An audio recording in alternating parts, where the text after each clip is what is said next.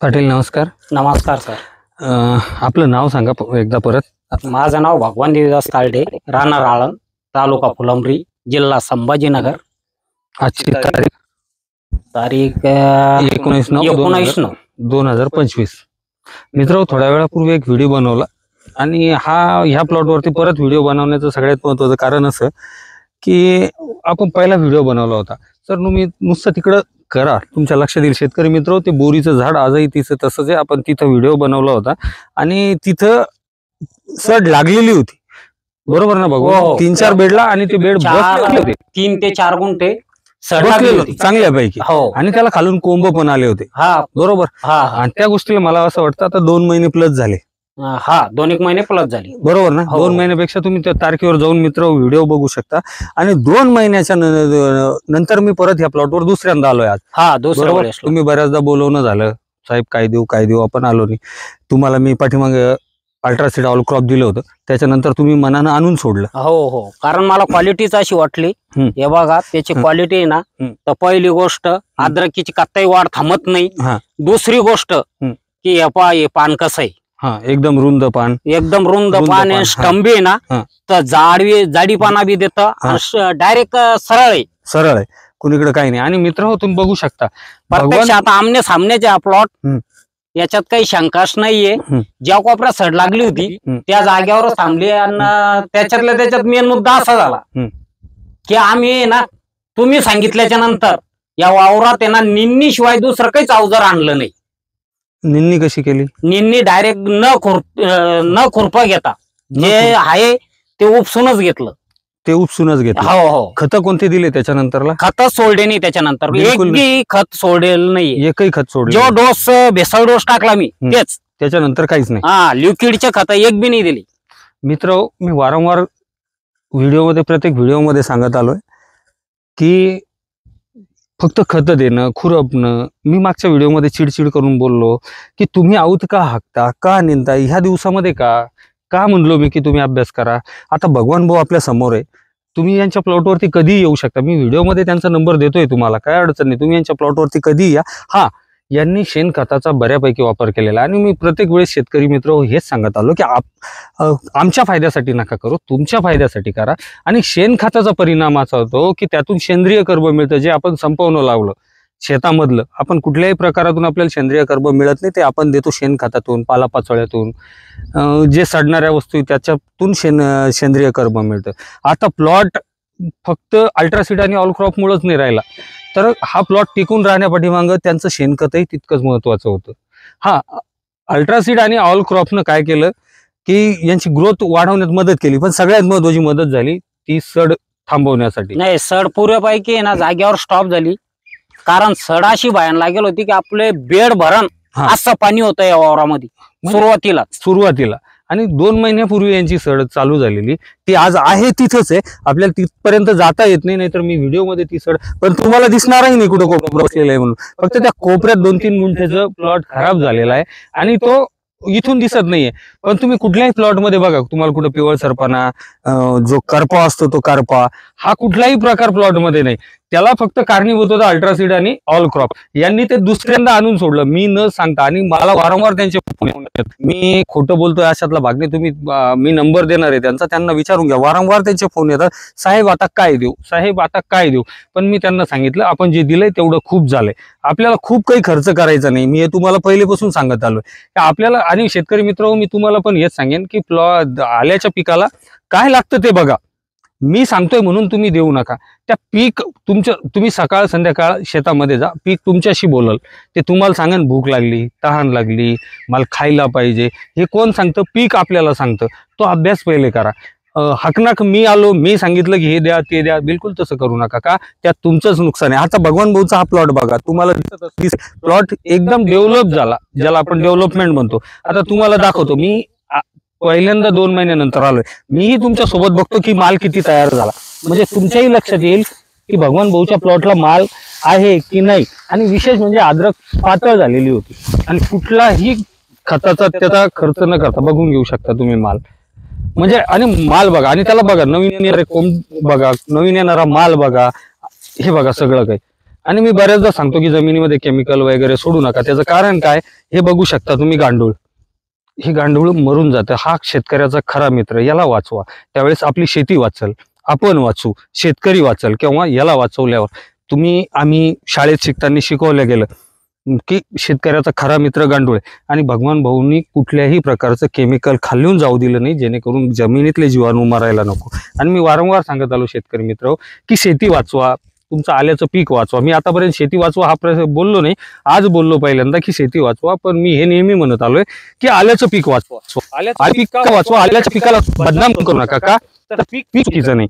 मी मागच्या व्हिडिओमध्ये बोललो होतो की आपलं कदाचित आपली ट्रीटमेंट एखाद्या वेळेस चुकीचं होत असेल, आपल्याला गायडन्स चुकीचं मिळत असेल, मार्गदर्शन ज्याला आपण म्हणू ते चुकीचं मिळत असेल, तर तसं करू नका. कुठल्या तरी एखाद्या राहू द्या तुमच्याकडं, दाखवा तुम्ही शेतकऱ्यांना, कुठल्या तरी एखाद्या चांगल्या माणसाचं गायडन्स घ्या, जेणेकरून तुम्हाला त्या पिकाबद्दलचं माहिती मिळेल. पीक दिसेल कसं आहे, पिकात काय करावं लागतं काय नाही, हे तुम्हाला कोणाकडून तरी माहिती घेतल्याशिवाय करणार नाही. हे बघा, मी दुसरंही बेट उपटलं, हे बघा. आणि खडा बघा, याचा छोटासा आहे खालून, बघू शकता. मुळी तुटून आलीत तरी बघा मुळ्या किती आहेत. आणि याला निघणारा नवीन माल तुम्ही बघू शकता. हा थांबलेला प्लॉट नाहीये.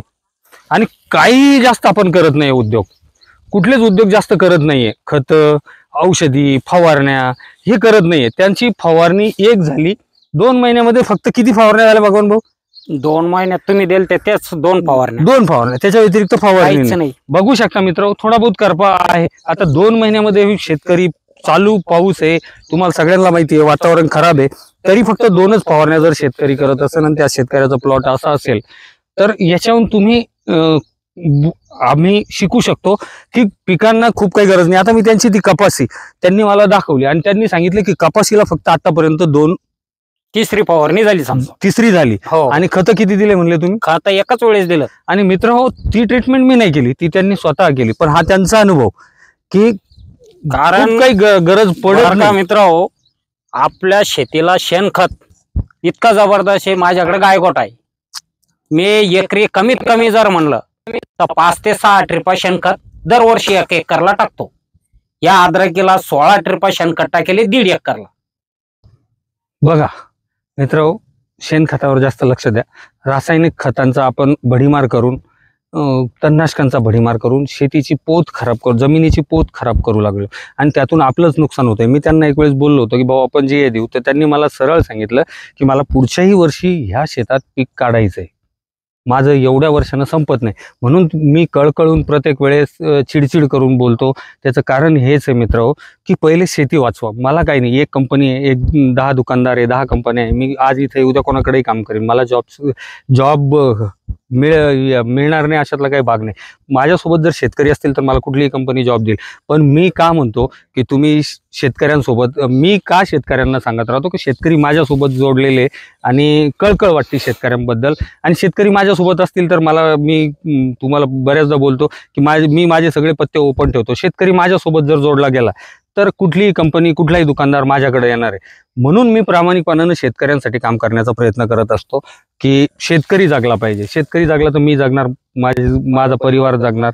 आणि जर शेतकरीच गेला तर मी जाणार, माझा परिवारही जाणार. आम्ही सगळे लोक तुमच्या भरोशावर आहे आणि तुम्ही लोक जगाव ही प्रामाणिकपणाची इच्छा आहे. कारण वडील पण शेतकरी होती, मी शेतात काम केलंय, माझा पुरा परिवार शेतकरी आहे. त्याच्यामुळं असं मी बघितलंय जवळून शेतकऱ्यांची दशा काय असते, शेतकऱ्यांची हाल काय असते. म्हणून विनंती करतो मित्र हो की कोणाकडेही जा, मी म्हणत नाही तुम्ही मला कॉल करा या अजून यांना कॉल करा, कोणाकडेही जा, कोणालाही कॉल करा, कोणालाही फोन करा, कोणाचाही संपर्क करा, पण पिकं वाचवा हेच मी सांगेन तुम्हाला. का तर पिकं वाचले तर शेतकरी वाचल. नाही तर आपण बघतोय मराठवाड्यात आपला छत्रपती संभाजीनगर सोडला तर तुम्ही जालन्याच्या खाली जा, आपल्याला ऐकायला मिळतं नेहमी शेतकरी आत्महत्या करतोय, विदर्भात शेतकरी आत्महत्या करतो. याच्या पाठीमागचे कारण कंपनी, दुकानदार ही लोक नाही आहेत, स्वतः शेतकरी आहे. शेतकऱ्यानं कुठंतरी चांगल्या लोकांचं मार्गदर्शन घ्यावं. तुम्ही दुकानदाराकडे जाता, दुकानदाराला सांगता भाऊ रे हा रोग आलाय, आम्हाला औषधी पाहिजे, तो बिचारा देणार, त्यात काय दोष असणार. इव्हन कंपनीवाला त्यांना औषधं बनवलेले, त्यानं त्या रोगांवरती बनवलेले, पण रोग तुम्हालाच कळत नाही. तुम्ही कोणतेही औषध घेऊन येता, कोणतेही औषधं फवारता, कोणतेही औषधं सोडतात.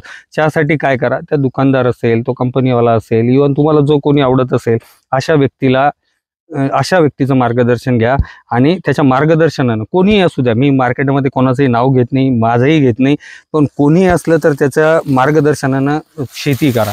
नक्कीच शेतीतून उत्पन्न आहे. मी मागच्या व्हिडिओमध्ये बोललो की आल्याचं उत्पन्न सर्वाधिक उत्पन्न निघतं कर्नाटकमध्ये तुमची बेड सिस्टम नाही, म्हणजे ही बेड पद्धती नाही आहे. सरीच्या पद्धतीनं तिथं आलं केलं जातं. आपल्यापेक्षा उत्पन्न त्या लोकांचं जास्त. विशेष म्हणजे त्यांच्याकडं ठिबक नाही. तुम्ही पूर्ण कर्नाटकमध्ये कुठेही गेले, इंडी, गुलबर्गा, विजापूर, मी त्या ज्या एरियात जातो त्या एरियाचं सांगतोय.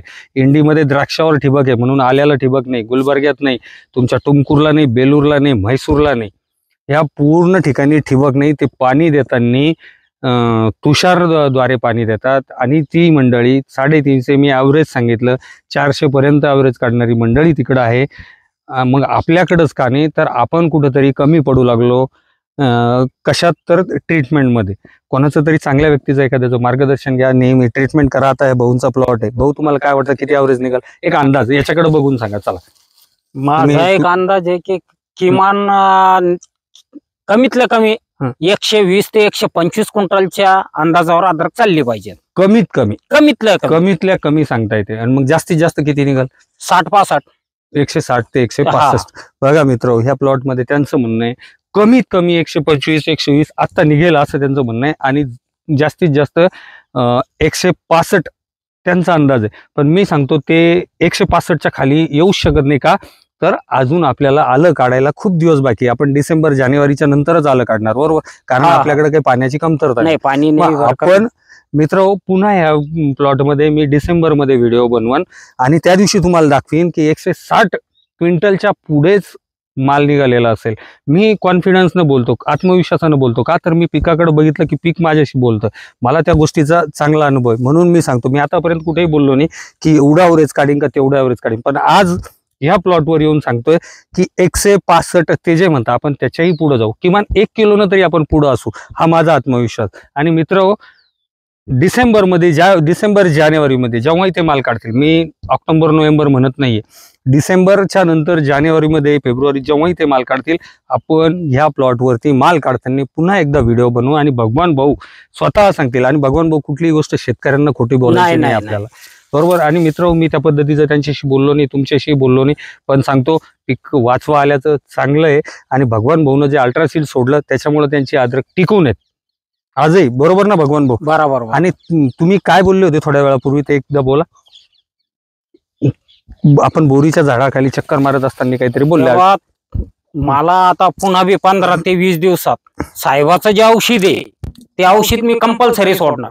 आणि दुसरा विषय असा आहे की पुढल्या वर्ष करताना ते सुरुवातीलाच उगवत्या वेळेस मी ते औषध सोडणार. कारण त्या औषधाचे एवढे जबरदस्त रिझल्ट वाटले. तेव्हा सड ही अशी वस्तू आहे की लागल्याच्या नंतर कोणत्याच औषधांना थांबत नाही. हे मला बी माहिती आहे, मी बी शेतकरी आहे. ज्या प्लॉटमध्ये पाणी तुम्हाला त्याचा हमखास सड लागेल त्या प्लॉटला कोणीच काही करू शकत नाही. पण हे औषध असं आहे ज्या ठिकाणी समजा लागायची आहे तिथे लागू देणार नाही. इतक्या उपर जैसा विचारानुसार ज्याला जे जे करायचं ते करा. कोणच्या वेड्याच्या बळी पडू नका, काही नका. ज्याच्या त्याच्या पर्यायना शेती करा. तुमचा नंबर देता का? चालेल, हा सांगा ना. 95 45 25 83 74. परत एकदा सांगा. 95 45 25 83 74. ओके, धन्यवाद भाऊ. धन्यवाद सर, आपलं अभिनंदन. धन्यवाद अद्रक बनवल्याबद्दल.